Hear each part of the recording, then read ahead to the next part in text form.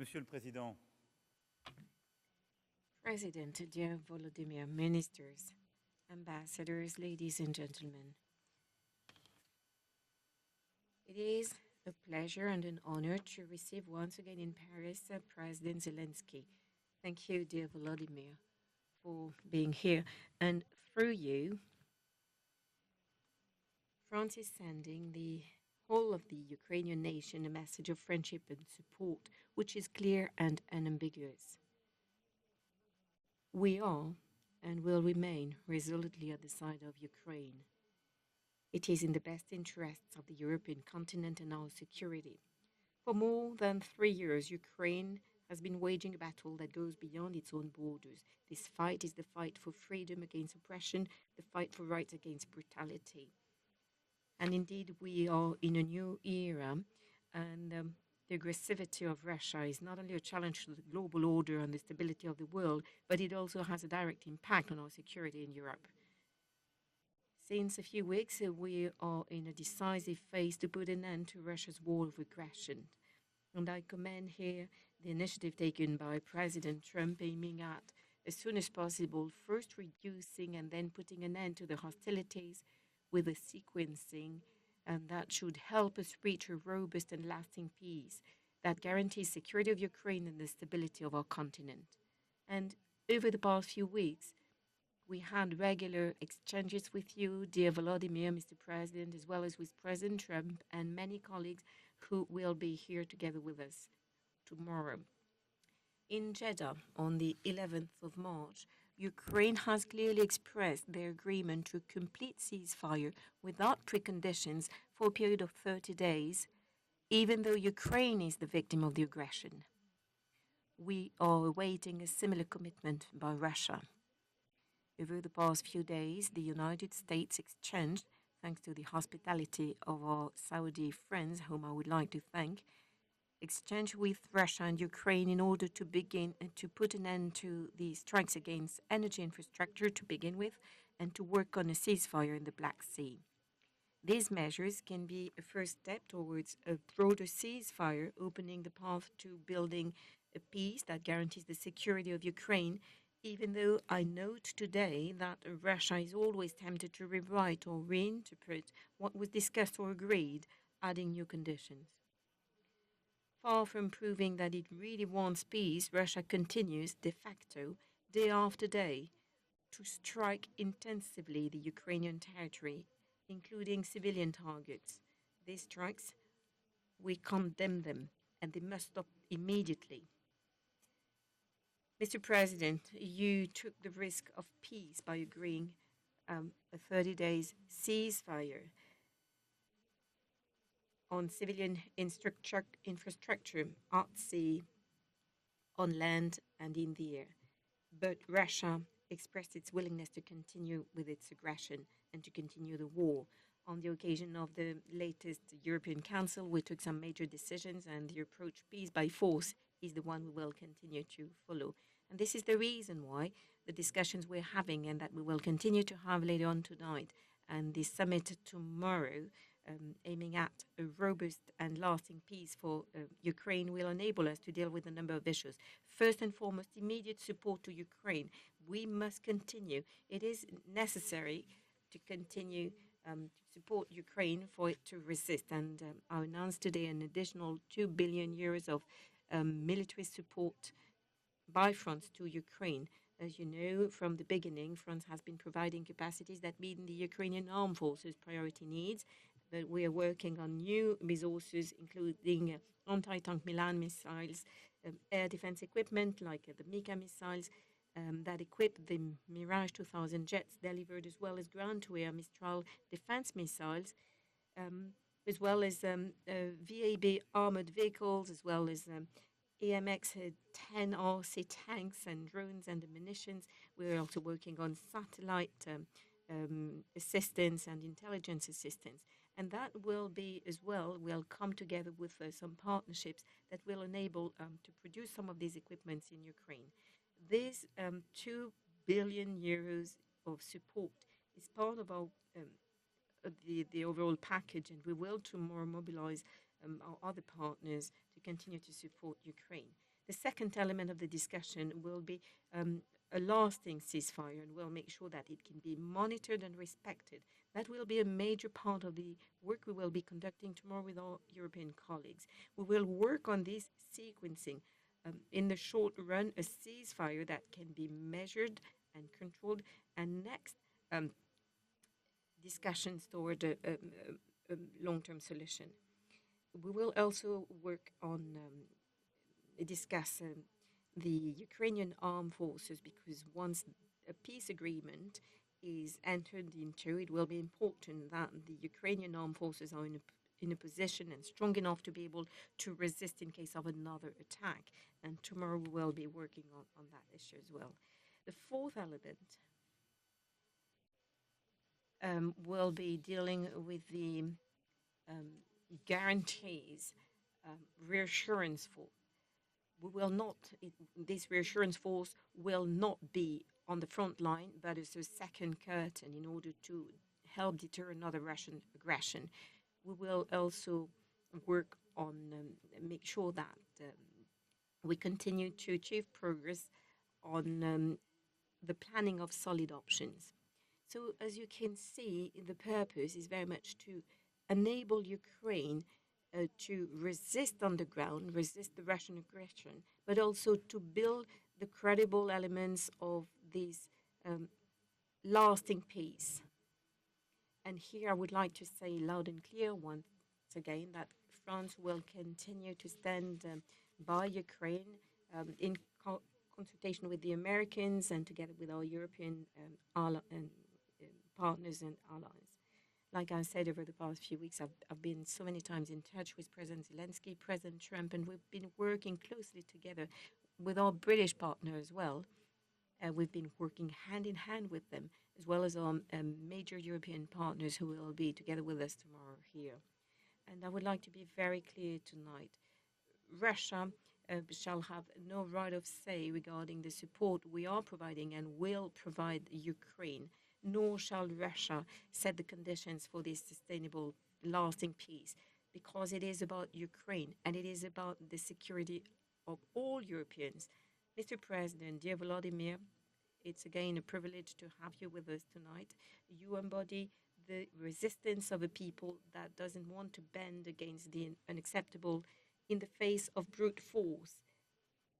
And this resistance commands the respect of all the Europeans, of all French people, because we are well aware that it is also about our own security. This is the reason why you can count on France's commitment by your side. Ukraine deserves peace. And I remember you here in December 2019 on the occasion of a discussion with President Putin and Chancellor Merkel. And on that occasion, I could see how much you were fighting. And I will not allow anyone to rewrite history. There's only one aggressor and one resistant. And Russia is the aggressor, and you're the one resisting. And there is no other choice than that of history, compliance with international law, and our own security. Thank you for being here, and we'll be there as well. Дякую дуже за підтримку. Дякую дуже. Thank you very much for this support. Thank you, dear Emmanuel, for your friendship and your support to Ukraine. Dear President, ladies and gentlemen, dear France, first and foremost, I would like to thank you personally, Emmanuel, as well as the whole of France, for a constant support and very sensitive support granted to Ukraine. We very much appreciate having a friend like you, Emmanuel, like France. Today, there are many things to be done for the security of Europe, for all of our citizens, together with France and all of our partners in Europe and around the world. It is a decisive moment for the world. The way today the leaders design the security in Europe will impact many other generations. And we're working on the protection against the Russian aggression for a lasting peace and for the security in Europe. Today, with the President of France, we work on bilateral issues, but we also are preparing for our meeting tomorrow with our other friends and European partners. And every time we meet, our discussions become ever more concrete, and our cooperation with this coalition of the willing aims at defending our peoples and our collective security. Please allow me to underline the efforts undertaken by President Macron and France to help us defend ourselves against the Russian strikes. Like I said, or like I told you already, it is already your Mirage jets, our Mirage jets, those that were manufactured in France. And I would like to thank you for these aircraft. They're already a key element of our air defense system, and they help us defend against the Russian jets and drones and other flying um, objects. So thank you very much for these jets. Thank you for everything you're doing. We've been talking about the situation on the front. We will continue to talk about our concrete needs and how to put an end to this war. Thank you for this new support package for the Ukrainian armed forces. It's been presented already by President Macron, Emmanuel, 2 million euros. And our ministers for defense will keep working on these issues. Next, you're well aware of our discussions with the Americans, what took place in Saudi Arabia over the past few days. The Ukrainian and American delegations talked about the ceasefire, the energy infrastructure, and other matters, and the monitoring of the ceasefire. Regarding the Black Sea, that was discussed as well, the situation is more complex. There are discussions as to the preconditions, and we hope that the Americans will insist for an unconditional silence above the Black Sea. Regarding this silence on the ground, in the air, and at sea, at the moment, Russia is refusing this unconditional ceasefire that shows that Russia is not ready to put an end to this war. So we shall continue to exert pressure on Russia. It is certainly not the time to weaken our pressure or unity. We need more concerted measures in order to bring peace, a fair and stable peace. The sanctions against Russia shall remain and be increased as long as Russia is occupying Ukraine. Any attempt by Russia to continue with this war requires a response. This is the only language, the language of force, that is being understood by Moscow. Accordingly, Europe, the United States, the entire world needs to be strong to defend itself and to defend the interests of peace. Thank you.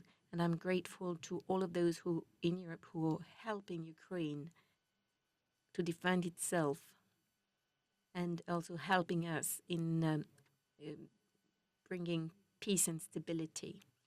It is important that each European country can increase its defense potential. There are technological aspects and other elements. The more is being produced in Europe, the better for Europe. And thank you very much for these partnerships aiming at co-producing equipment in Ukraine. We already discussed this together with Emmanuel. We will work on increasing our own production. This applies to artillery, air defense systems. We already looked at these issues in detail. And of course, we bet on diplomacy. But only diplomacy based on force can be strong. And such is the purpose of our work and of our discussions tomorrow. We're expecting some new and strong decisions. The time has come to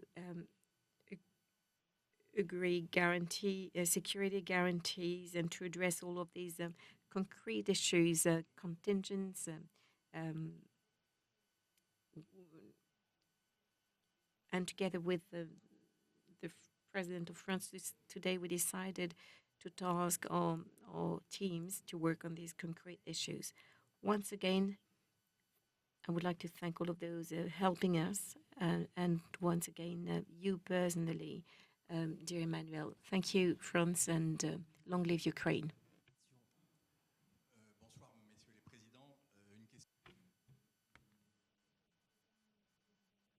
Sir, a question as to what you're expecting from the Europeans tomorrow regarding the reassurance forces, how to reassure Ukraine, and as well regarding how to make sure that the ceasefire will be complied with. One of your advisors has said today that said we do not want a peace force. We want soldiers ready to fight. And do you trust what the Americans are saying, and do you trust their support? And can Ukraine continue to wage war without the American military support? Now a question for President Macron. Sir, you too talked about a reassurance force. What do you have to say to this Ukrainian advisor who said we do not want a peacekeeping force, we want soldiers who stand ready to fight? So what is this? Is it about a, a peacekeeping force or soldiers? And you said they would not be on the front line, but a second curtain, but would they be possibly fighting as well?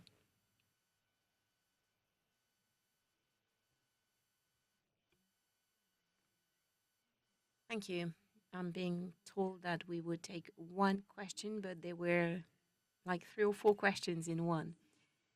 So regarding tomorrow, like Emmanuel said already, and I fully agree with them on this agenda, it is about strengthening Ukraine today and tomorrow as well. There are different packages, a strategy in the hands of each partner, and this is not ready to be made public. But regarding the support to Ukraine and the security guarantees, well, tomorrow we will be discussing some of these issues. Our chief of staff have been discussing these issues, troops, how many, where, etc. Over the past few weeks, what is feasible, what is not feasible for them. It is not an easy infrastructure to agree upon. There will be tomorrow many countries represented, and I think the most important issue is to find out who stands ready to commit. So today it's too early for me to talk about what contingents would agree to do. I'm surprised by your comment. I very much would like to know who this advisor is. As it's must be someone very senior talking about contingents. But clearly, no one wants this war to drag on or to involve any other country. Contingents are important, but their task would be to monitor, to train as well, and to prevent any desire by intention by Russia to launch new attacks or aggressions. as to how they would be equipped at sea, on the ground, or in the air, it is too early to say. Regarding the our trust in the United States, well, we had a number of discussions, including in Saudi Arabia, that enabled to unlock the American support that we need. I would not talk about our needs in terms of percentages, but everything helps when you're fighting the Russian aggression. Now, when it comes to intelligence sharing, it is needed first and foremost to protect our civilians against strikes, as well as against energy infrastructure, civilian infrastructure. And intelligence is also necessary for our troops. Some major progress has been achieved. President Trump unlocked some of it, and we're grateful. It is meaningful. And we also believe that America will be strong enough to lead Putin to accept an unconditional ceasefire. Thank you. La Russie veut quoi? Conquérir le maximum? What does Russia want? To occupy as many Ukrainian territories as possible. And Ukraine, of course, wants to free its territories. So there will be some very difficult discussions, but at the end of the discussions, there will inevitably be a front line with occupied territories. We know that. Given this situation, we need a mechanism to make sure that this ceasefire is complied with, or at least monitored. So it can either be an ad hoc mechanism with satellites, you can see who is doing what, or the OSCE, as was the case before. This is not what the president would like, but we will be discussing it tomorrow. Or it could also be a mandate, a UN mandate, with peacekeeping force with an ad hoc operation. This is not what we're talking about when we talk about security guarantees, and it's important not to mix these concepts. On the front line, there will be no European forces.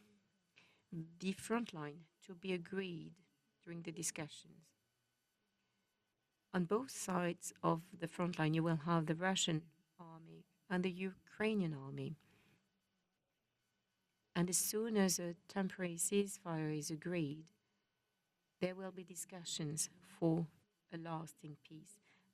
And on that occasion, there will be discussions on the monitoring and the way to control the ceasefire. It will be discussed tomorrow. It's not for us to decide. That could be within the context of a UN peacekeeping mandate. But when it comes to guaranteeing security, which is different from maintaining peace, but guaranteeing security means that given that Russia kept attacking Ukraine, how to make sure that we do not repeat the mistakes that were made before. We need a strong Ukrainian army. As a matter of fact, today, the Ukrainian army is the first one in Europe.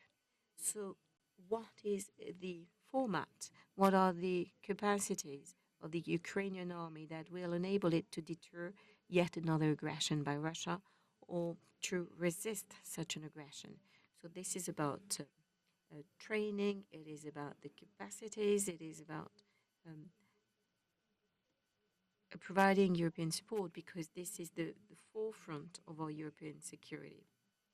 So once again, this is different from a peacekeeping operation. And what we are also working upon so that our Ukrainian friends have the cards, it is security guarantees or reassurance. It means that based on national decisions, and that will depend on incoming discussions,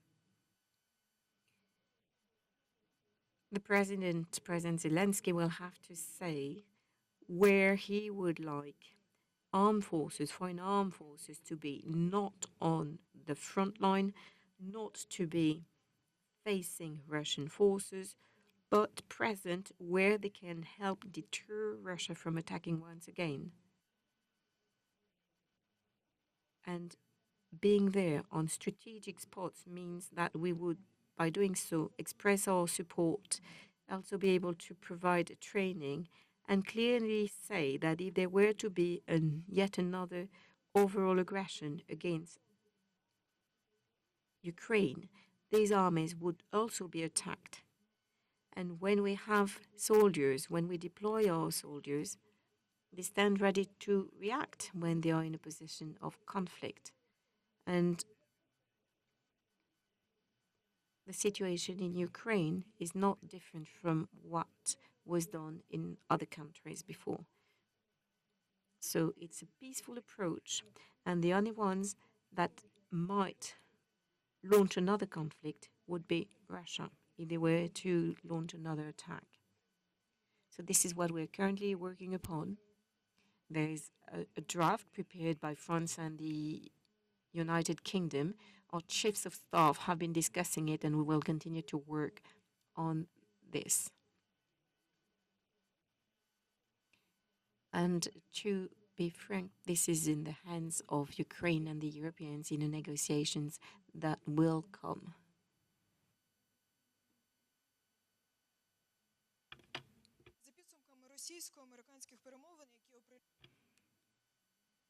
Good evening. The Kremlin reported on the discussions, and we hear that they want the sanctions against Russia to be lifted if there were to be a ceasefire on the Black Sea. What do you think, President Macron, as well as your European colleagues? Did you talk about this Russian demand?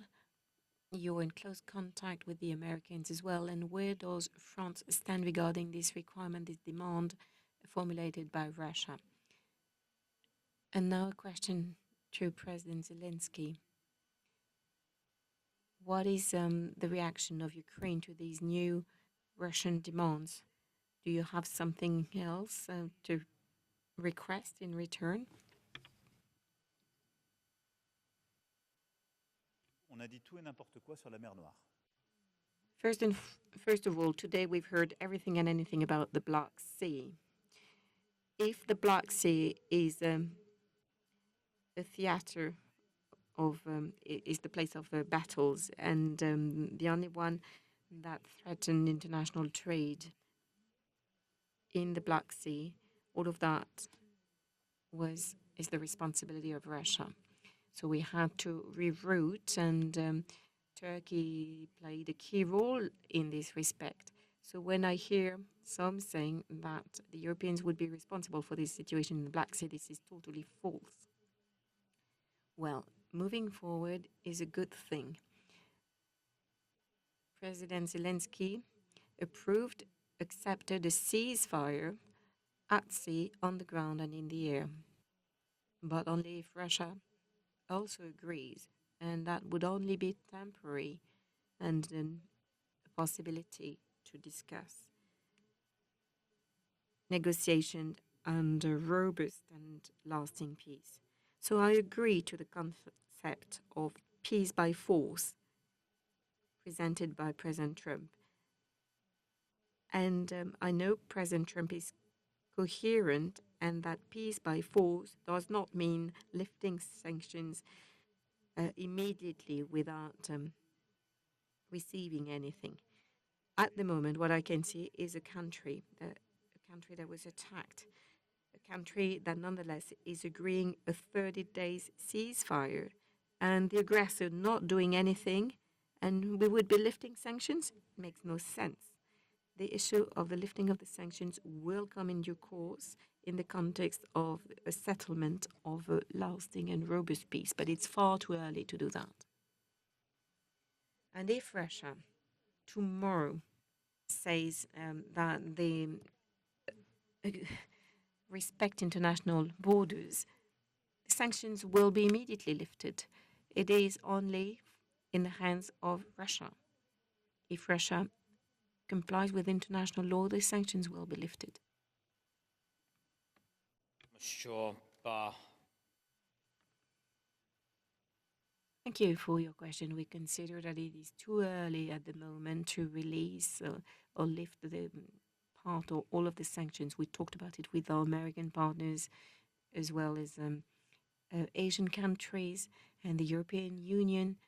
And to the contrary, we're preparing and working on new packages of sanctions as long as Russia is not willing to put an end to this war. We need an extra package of sanctions as long as they do not agree to put an end to the war.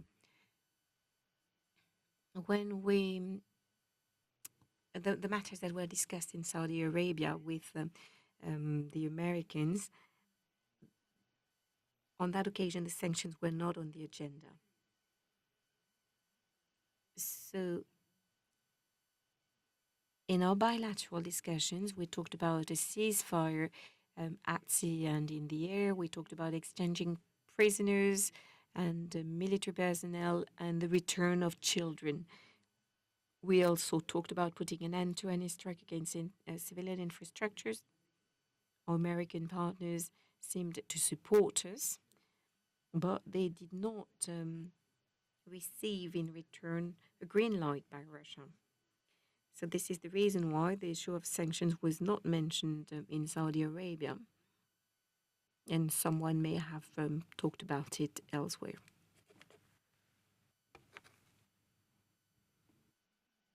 De Bloomberg.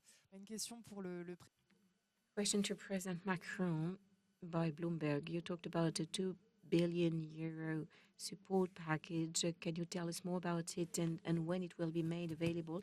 And I would like to get back to the question asked by my colleague. Can we today trust the American administration? They talked about a quick deal, but today they seem to be working on a partial ceasefire. Well, I can't point fingers at the American administration. They're working on the Turkish initiative. They're working on a robust and lasting peace, and that is good. And we all have a role to play, and that's what we've been doing for a number of weeks. We are in permanent contact with the Americans so that the security conditions in the long run for Ukraine, as well as ourselves, are taken into account. And we do have to do our own work. There are the four issues that we will be discussing tomorrow that I already mentioned. But as long as there is no ceasefire, we shall continue to support Ukraine resisting. We shall also work on every detail of the ceasefire and its compliance, be it the temporary ceasefire or the long or term ceasefire, and work also on the security guarantees. And it's too early to answer your question. We are committed. We presented our demands and we're moving forward, and anything that can contribute to peace is a good thing. So I will not be pointing fingers. Regarding the 2 billion package, the ministers will tell more, but we have in our own stocks some equipment that we can deliver. And we keep buying equipment through our military programming law. This is what we've been doing with the Mirage jets. So we're speeding up, and anything that we make available, if it is useful to Ukraine, we are offering it.